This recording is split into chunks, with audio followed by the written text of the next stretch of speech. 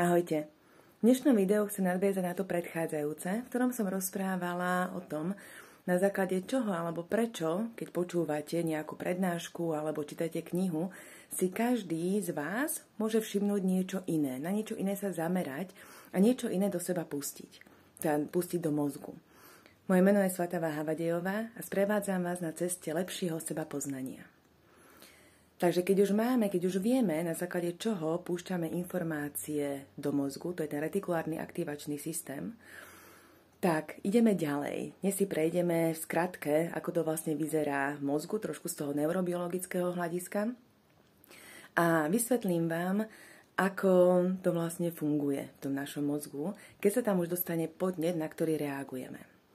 Možno, že ste si už všimli, že keď príde nejaký podnet, nejaká situácia, ja beriem situácie ako neutrálne, situácia nemá náboj, nemá pozitívny, nemá negatívny, informácia nemá pozitívny, nemá negatívny náboj, je to neutrálna vec, je to len informácia. My ju pustíme cez retikulárny aktivačný systém do nášho mozgu a následne táto situácia vyvolá nejakú reakciu. Väčšinou tá reakcia je samozrejme už na potom tej emočnej úrovni a spúšťa sa na fyzickej, čiže v tele. Ale medzi tým podnetom a tou samotnou emočnou reakciou a následným fyzickým telom, teda v tej fyzickou reakciou, je ešte niečo, čo je špecifické pre nás ako ľudí, tým, že máme najviac vyvinutý neokortex. A to sú, určite ste to už počuli, a to sú myšlienky. To znamená, že myšlienka už len o tom, keď sa pozrieme ešte na ten emočný mozog, na to, ako to tam funguje, kedy sa spustia tie emócie. Je to stredný mozog, hlavná štruktúra je tam amygdala, ktorá slúži ako emočná pamäť.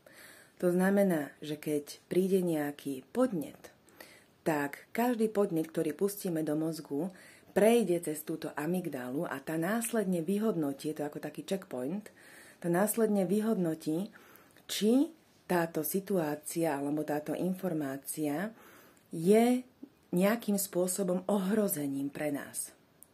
Pokiaľ je ohrozením, spustí stresovú reakciu, ktorá vyústí útekom alebo útokom. Čo samozrejme má za následok zmeny na tej fyzickej úrovni, čiže adrenalín a tak ďalej. A táto amygdala sa ale môže spustiť vďaka teda nášmu vyvinutému mozgu aj za pomoci myšlienky.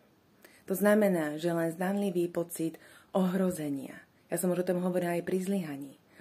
Keď si ja myslím, že neviem dosiahnuť nejaký cieľ, keď si myslím, že nie som schopná ničoho dosiahnuť, keď si ja sama pomyslím niečo, čo amygdala na základe skúseností v emočnom mozgu vyhodnotí, že je to ohrozenie pre mňa, tak sa spustí stresový okruh a ja reagujem skôr, ako rozmýšľam.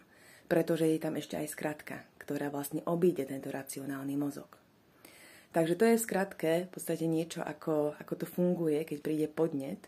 Potom je myšlienka, potom je táto emočná reakcia, potom následne je fyzická reakcia na fyzickej úrovni a potom je nejaký ten čin, nejaké to konanie a následne sa ten okruh uzatvára zase naspäť k myšlienkam.